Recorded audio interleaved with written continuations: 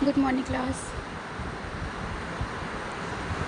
Previous lecture में हमने discuss किया था फ्लूइड एंड इलेक्ट्रोलाइट बैलेंस, और आज हम डिस्कस करेंगे न्यूट्रिशन। ठीक है, मतलब कि ऑपरेशन के बाद डाइट कैसे देना है। ठीक है, न्यूट्रिशन क्या देना है, तो वही है। Food is started gradually. Nutrition का मतलब है ऑपरेशन के बाद पेशेंट को सही टाइम पर और सही टाइप का खाना देना। ठीक है, न्यूट्रिशन का मतलब है ऑपरेशन के बाद पेशेंट को सही टाइम पर और सही टाइप का खाना देना, ताकि बॉडी को एनर्जी मिले, वुंड जल्दी हील हो और पेशेंट जल्दी रिकवर करे।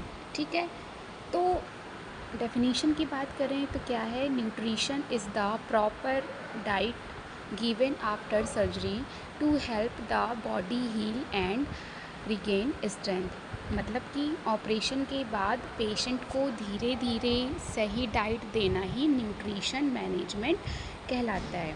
ठीक है, सर्जरी के बाद तुरंत नॉर्मल खाना क्यों नहीं देते, बताइए।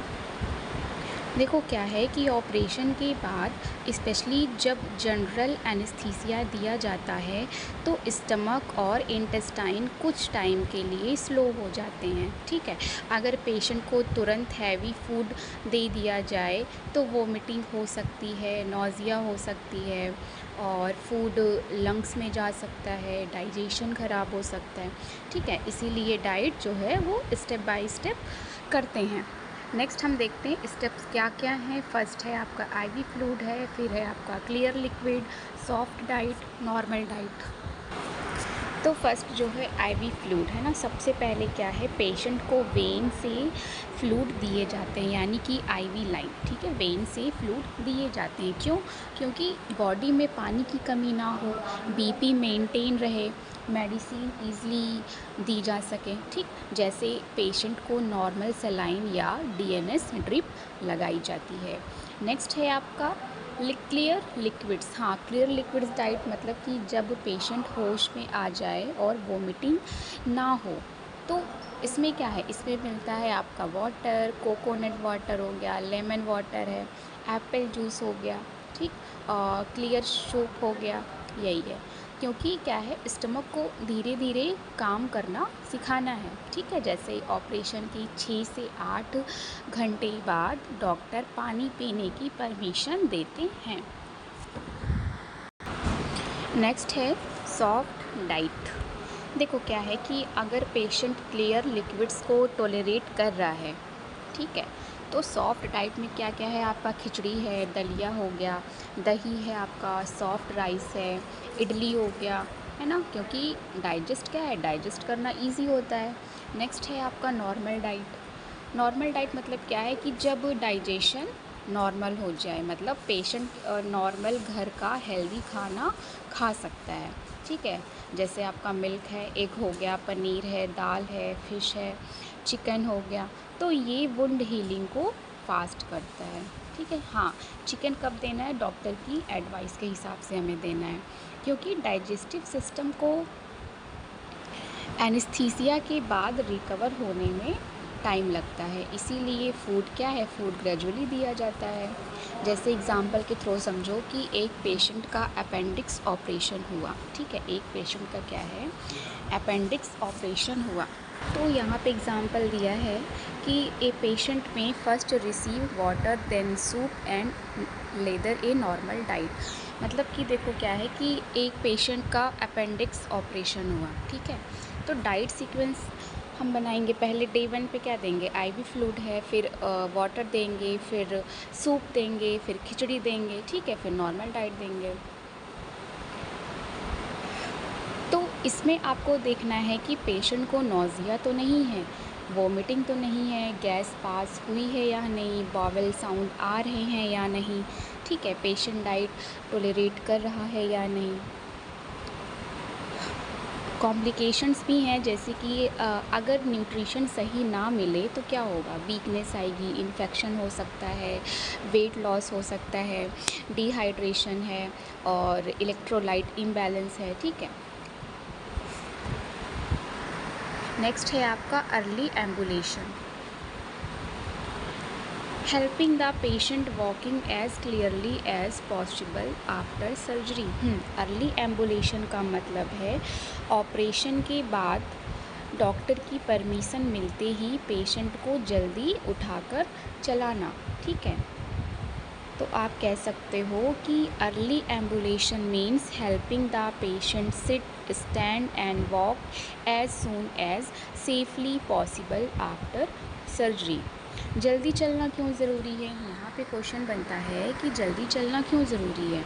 देखो, अगर पेशेंट बहुत देर तक बेड पर पड़ा रहे तो ब्लड सर्कुलेशन स्लो हो जाता है, लंग्स में इन्फेक्शन हो सकता है ना, ब्लड क्लॉट बन सकता है, ठीक है, कॉन्स्टिपेशन हो सकती है, बेड सोर्स हो सकते हैं।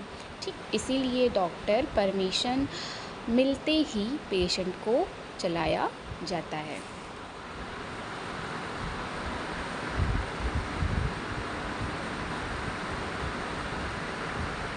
बात करें बेनिफिट की, बेनिफिट्स ऑफ अर्ली एम्बुलेशन, तो देखो क्या क्या है।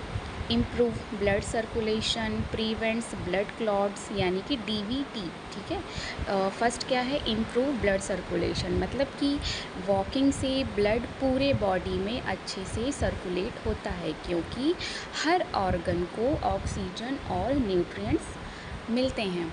क्लियर।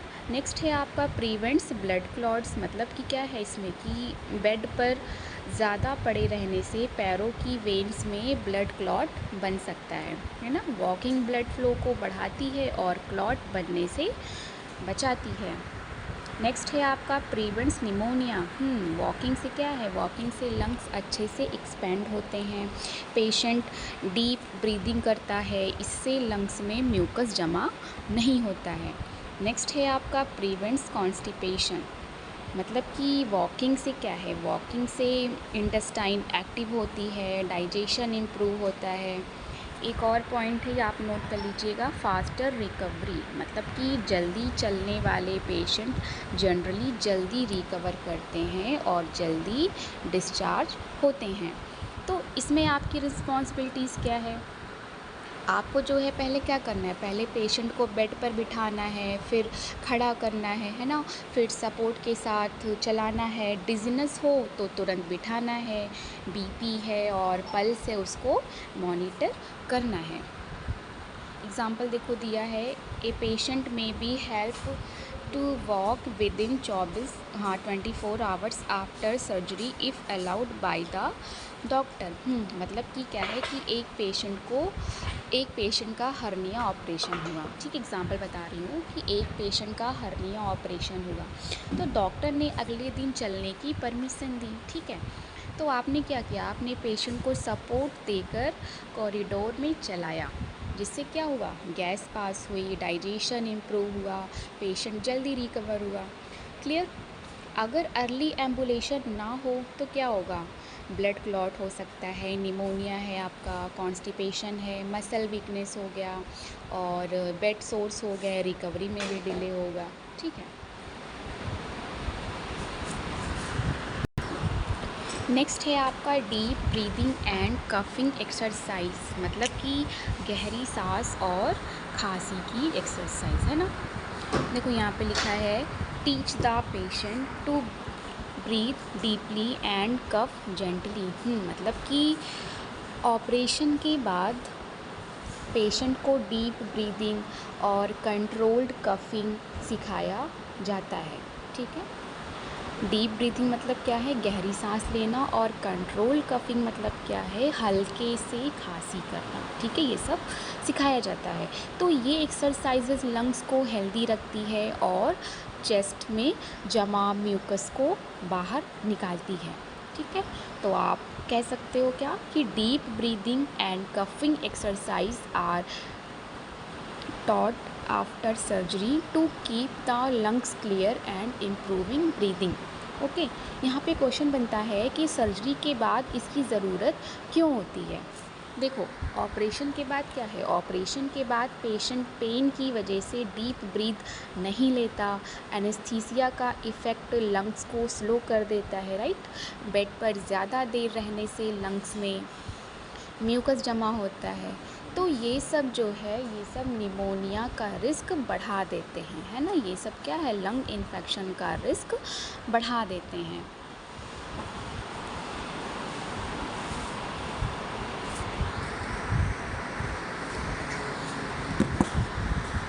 तो इसमें आप क्या क्या सिखाते हो पेशेंट को? डीप ब्रीदिंग हो गया, कफिंग एक्सरसाइज है, ठीक है। डीप ब्रीदिंग मतलब क्या है कि पेशेंट को धीरे धीरे गहरी सांस लेने को बोलते हो, है ना। जैसे पहले आप उसको स्टेप में सिखाओगे, जैसे कि नाक से ब्रीथ लो, 2-3 सेकेंड रोको, ठीक है, मुंह से धीरे धीरे बाहर छोड़ो, ठीक है। इसको क्या है, इसको 5 से 10 बार रिपीट करना होता है, ओके।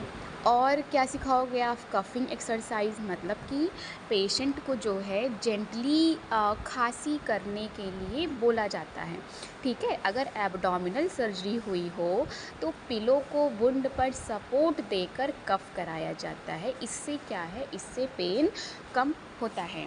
क्लियर? देखो बेनिफिट लिखा है जो है, prevent pneumonia, improve oxygen supply. First क्या है आपका, प्रिवेंट निमोनिया, मतलब कि लंग्स में म्यूकस जमा नहीं होता है। फिर क्या है आपका नेक्स्ट है क्या, इम्प्रूव ऑक्सीजन सप्लाई, मतलब कि क्या है, बॉडी को ज़्यादा ऑक्सीजन मिलती है। और भी बेनिफिट है, जैसे कि कीप्स एयरवेज ओपन, मतलब क्या है कि सांस लेने में आसानी होती है। और बात करें बेनिफिट की, रिमूव सिक्रीशन, मतलब कि बलगम है, बलगम जो है वो बाहर निकल जाता है, ठीक है। क्योंकि डीप ब्रीदिंग लंग्स को एक्सपेंड करती है और कफिंग लंग्स की सफाई करती है। क्लियर? जैसे कि एक पेशेंट का क्या है, एब्डोमिनल ऑपरेशन हुआ, ठीक। तो आप क्या करोगे, आपने हर 2 घंटे बाद डीप ब्रीदिंग और कफिंग एक्सरसाइज करवाई, है ना। उससे क्या हुआ, चेस्ट इन्फेक्शन नहीं हुआ, रिकवरी जल्दी हुई, ठीक है। नेक्स्ट है आपका प्रिवेंशन ऑफ इन्फेक्शन। मतलब कि क्या है कि ऑपरेशन के बाद वुंड में जर्म ना जाए और इन्फेक्शन ना हो, ठीक है। इसके लिए जो केयर की जाती है उसे इन्फेक्शन प्रिवेंशन कहते हैं। तो आप कह सकते हो कि prevention of infection means protecting the patient from germ after surgery, ठीक है। मतलब मैंने वही बताया क्या कि ऑपरेशन के बाद वुंड है, जो जख्म है, ठीक है, ऑपरेशन के बाद वुंड में जर्म ना जाए और इन्फेक्शन ना हो, उसके लिए जो केयर की जाती है उसे इन्फेक्शन ऑफ प्रिवेंशन कहते हैं। देखो इन्फेक्शन कैसे हो सकता है, इन्फेक्शन कैसे हो सकता है, अगर ड्रेसिंग गंदी हो, हाथ साफ नहीं हो, है ना, इंस्ट्रूमेंट स्टेराइल ना हो, वुंड को बार बार टच किया जाए तो इन्फेक्शन हो सकता है। क्लियर? ठीक है, तो ऐसे है क्या, इन्फेक्शन हो सकता है। तो इसमें आप केयर क्या क्या करोगे, देखो यहाँ पे लिखा है क्या, wash hand before wound care, maintain sterile dressing, give antibiotic as prescribed, maintain personal hygiene, ठीक है। फर्स्ट क्या है आपका, वॉश हैंड्स, मतलब कि वुंड टच करने से पहले और बाद में हाथ धोना है, ठीक है, क्योंकि हाथों के जर्म पेशेंट तक नहीं पहुंचते हैं, राइट। नेक्स्ट क्या है आपका, स्टेराइल ड्रेसिंग, मतलब कि हमेशा स्टेराइल ड्रेसिंग यूज़ करना है, क्योंकि स्टेराइल ड्रेसिंग में जर्म्स नहीं होते हैं। फिर है आपका गिव एंटीबायोटिक, ओके। तो डॉक्टर के ऑर्डर के हिसाब से एंटीबायोटिक देना है ना। ये बैक्टीरिया को क्या करते हैं, ख़त्म करते हैं। फिर है आपका पर्सनल हाइजीन, हाँ, मतलब कि पेशेंट को क्लीन रखना है, डेली क्लीनिंग करना है, क्लीन क्लॉथ्स पहनना है और माउथ केयर करना है, ओके। इन्फेक्शन के साइन क्या क्या हैं, देखो ध्यान रखें, अगर रेडनेस है, स्वेलिंग है और बैड स्मेल आ रहा है, फीवर है, पस है, ज़्यादा पेन है, तो डॉक्टर को क्या है तुरंत बताना चाहिए। ठीक है, ओके। देखो यहाँ एग्जाम्पल नहीं लिखा है बट सुन लो एग्जाम्पल के थ्रू, है ना। देखो एक पेशेंट क्या है, एक पेशेंट ने ड्रेसिंग को गंदे हाथ से टच किया, ठीक। 2 दिन बाद वुंड में पस और फीवर हो गया। ये क्या है, ये वुंड इन्फेक्शन का यही एग्जाम्पल है। ठीक है, तो प्रॉपर इन्फेक्शन कंट्रोल से क्या होता है, वुंड जल्दी हील होता है, हॉस्पिटल स्टे कम होता है, पेशेंट जल्दी रिकवर करता है। क्लियर। नेक्स्ट है आपका इलिमिनेशन केयर। इलिमिनेशन, ओके, मतलब कि मल मूत्र की देखभाल। ठीक है, तो elimination care means monitoring urine and bowel movement after surgery. देखो ये सब नोट्स में नहीं है बट आप अपने रनिंग नोट में ये सब नोट कर लिया करिए। ठीक है, तो एलिमिनेशन केयर मीन्स क्या है, monitoring urine and bowel movement after surgery, मतलब कि ऑपरेशन के बाद पेशेंट के यूरिन और स्टूल को मॉनिटर करना और नॉर्मल एलिमिनेशन मेंटेन करना ही क्या है, एलिमिनेशन केयर है। ठीक है, तो सर्जरी के बाद प्रॉब्लम क्यों होती है, सर्जरी के बाद क्यों प्रॉब्लम होती है, क्वेश्चन बनता है ना यहाँ पे। देखो एनेस्थीसिया और पेन मेडिसिन की वजह से क्या है, यूरिन रुक सकता है, कॉन्स्टिपेशन हो सकती है ना, बॉवेल मूवमेंट स्लो हो जाता है। ठीक, तो देखो इसमें आप मॉनिटर क्या क्या करोगे, आपका लिखा है इसमें यूरिन आउटपुट है और बॉवेल मूवमेंट है। ओके, तो यूरिन आउटपुट में देखोगे कि कितनी बार यूरिन हुआ, कितनी क्वांटिटी हुई, कलर कैसा है ना। नॉर्मल क्या है, नॉर्मल एडल्ट में लगभग 0.5 से 1 ml पर kg per hour urine output expected होता है।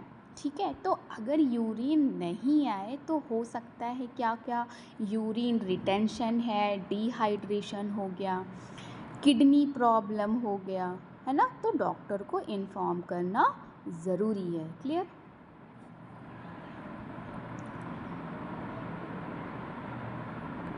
नेक्स्ट है आपका बावेल मूवमेंट्स। ओके, मतलब कि पेशेंट से पूछा जाता है कि गैस पास हुई, मोशन हुआ, कॉन्स्टिपेशन तो नहीं, है ना, क्योंकि ऑपरेशन के बाद इंटेस्टाइन कुछ टाइम के लिए क्या है, स्लो हो जाती है।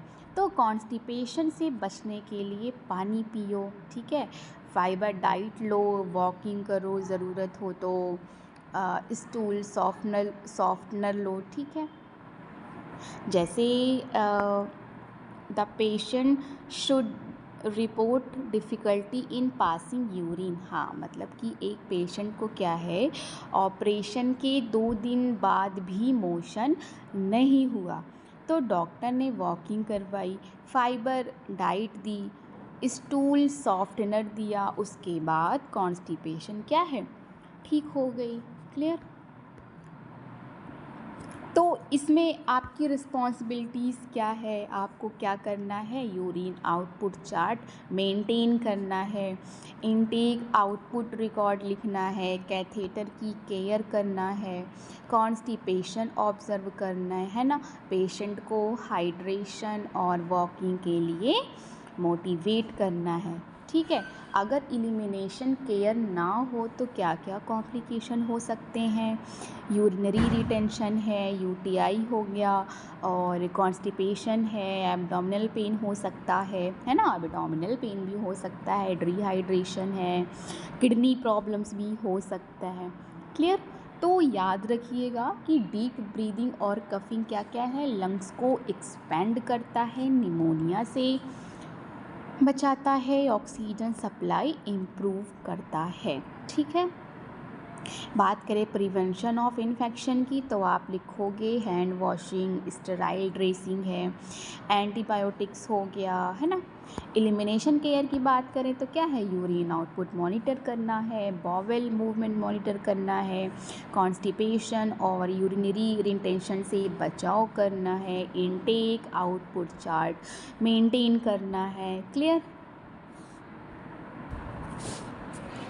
सो नेक्स्ट है आपका साइकोलॉजिकल सपोर्ट। इसमें दिया है पेशेंट में फील फियर और एंजाइटी आफ्टर सर्जरी। ठीक है, देखो साइकोलॉजिकल सपोर्ट का मतलब है ऑपरेशन के बाद पेशेंट को मेंटल और इमोशनल सपोर्ट देना ताकि उसका डर, टेंशन और एंजाइटी कम हो और वो जल्दी रिकवर करे। क्लियर। ठीक है, तो psychological support is the emotional care given to a patient after surgery to reduce fear and increase confidence. ठीक है, तो सर्जरी के बाद पेशेंट को डर क्यों लगता है?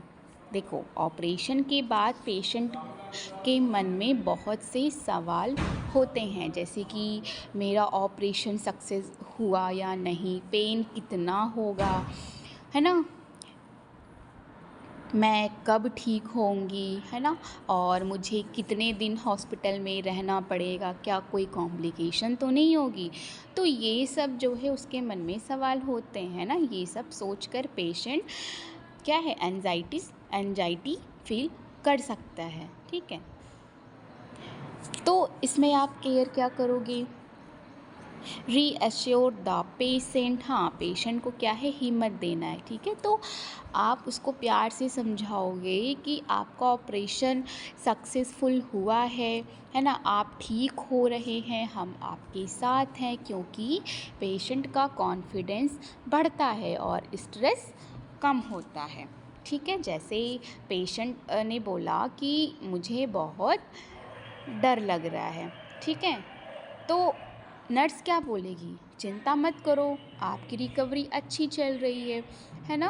फिर नेक्स्ट है आपका एक्सप्लेन प्रोग्रेस, मतलब कि रिकवरी के बारे में बताना है। तो पेशेंट को डेली बताया जाता है क्या क्या, कि बीपी नॉर्मल है, वुंड ठीक हील हो रहा है, रिपोर्ट्स नॉर्मल है ना। जब पेशेंट को अपनी प्रोग्रेस पता चलती है तो उसका डर क्या है, कम हो जाता है। ठीक, जैसे हम कहते हैं ना, आप कहोगे जो है कि आप आज क्या है, आज आप कल से बेटर हैं, तो आप जल्दी डिस्चार्ज हो जाएंगे, है ना। तो ये आप जो है पेशेंट को समझाओगे। नेक्स्ट है आपका इनकरेज फैमिली सपोर्ट, मतलब कि फैमिली को पेशेंट के पास रहने देना। ठीक है, फैमिली क्या है, फैमिली पेशेंट का हौसला बढ़ाती है। ठीक है, क्योंकि अपने लोगों को देखकर पेशेंट इमोशनली स्ट्रॉन्ग फील करता है। जैसे पेशेंट की वाइफ या पेरेंट्स मिलने आते हैं तो पेशेंट क्या है, पेशेंट खुश और पॉजिटिव फील करता है। क्लियर। तो इसके कुछ बेनिफिट भी हैं। साइकोलॉजिकल सपोर्ट के बेनिफिट हैं, जैसे कि फियर कम होता है, एंजाइटी कम होती है, पेशेंट ट्रीटमेंट में कोऑपरेट करता है ना, स्लीप अच्छी आती है, रिकवरी फास्ट होती है, और क्या है, डिप्रेशन का रिस्क कम होता है। अगर साइकोलॉजिकल सपोर्ट नहीं मिले तो क्या है, पेशेंट डिप्रेशन में जा सकता है ना, बीपी बढ़ सकता है और रिकवरी स्लो हो सकती है, पेशेंट मेडिसिन लेने में कोऑपरेट नहीं करेगा। ठीक है, पेन ज़्यादा फील होगा। ठीक,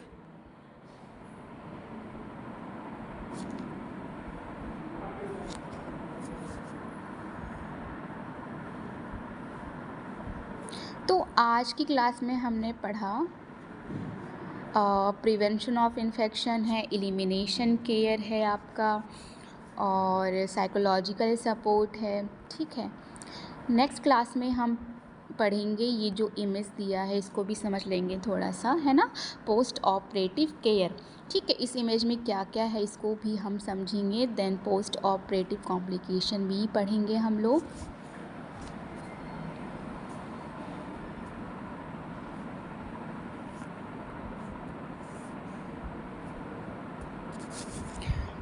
ठीक है, मैं आपसे कहना चाहूँगी कि आप अगर आप अपना मेडिकल स्टोर चला रहे हैं और उसे फार्मा क्लिनिक में चेंज करना चाहते हैं तो आपके लिए बेस्ट है टेलीमेडिसिन कोर्सेज़। इसमें आपको बताया जाएगा कैसे आप अपने मेडिकल स्टोर को कॉर्पोरेट मेडिकल स्टोर से बेहतर कर सकते हैं और एक हेल्थ केयर का इकोसिस्टम डेवलपमेंट कर सकते हैं। ठीक, इसमें आप डॉक्टर से ऑडियो वीडियो कॉल पे कनेक्ट हो सकते हैं। कंप्लीट फ़ीस है 25,000। आप हमारे दिए गए नंबर पर कॉल कर सकते हैं।